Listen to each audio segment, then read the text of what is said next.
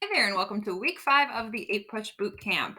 I'm going to go through the goals, the tasks, a little content preview, introduce our theme of the week, and then also give you the reminders. So, we are continuing with our 3 main objectives here from period 2, looking at the environment and other factors that shape the colonies, interactions with American Indians, and then also the causes and effects of slavery. Now, we looked at these objectives last week with the Chesapeake, and now this week we're going to look at them with New England. Our new, more skill-based objective is all about comparison. Describe similarities and or differences between different historical developments or processes. Your tasks this week, you've got a few pages in AMSCO and then 2 chapters in Taylor.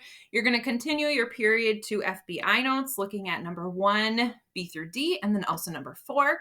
You're going to continue your postings on Padlet, and then your objectives, and then finally continue your graphic organizer, focusing on just the section related to the New England colonies. So let's do a little content preview. And as always, you can use this other video that I have posted to my YouTube channel to find more in-depth information about the New England colonies. But what you want to focus on here is the geography and the environment. So thinking about where the settlers who landed in New England, think about what it was like there. What was the growing season, the climate, the environment, what resources are available to them, and detail that in the North American region section. Immigrants, who were the typical immigrants to the colony? And make sure that you are considering gender, you're considering the type of like family or single person, you are considering forced versus voluntary. And then also specifically for this region, you want to address religion. So how is religion impacting the immigrants that are coming?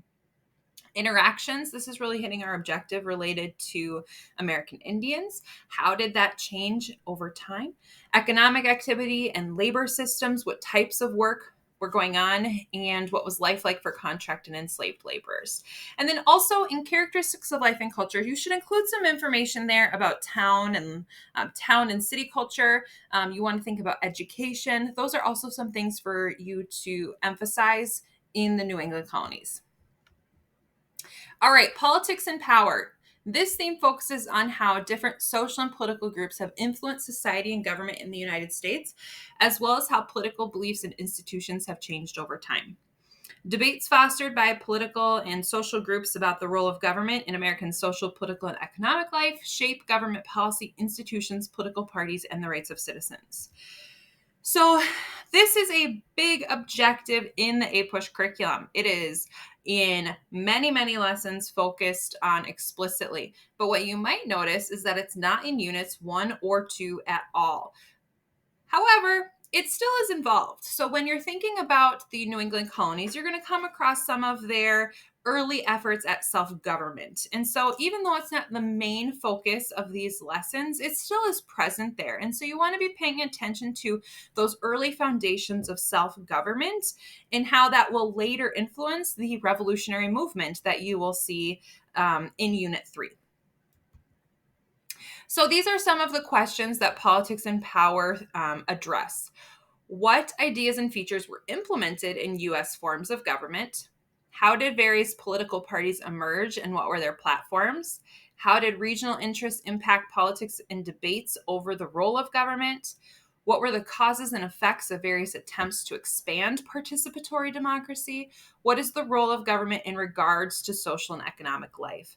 So early in the course, in Unit 3, you're really going to be addressing the forms of government, the Articles of Confederation, the Constitution.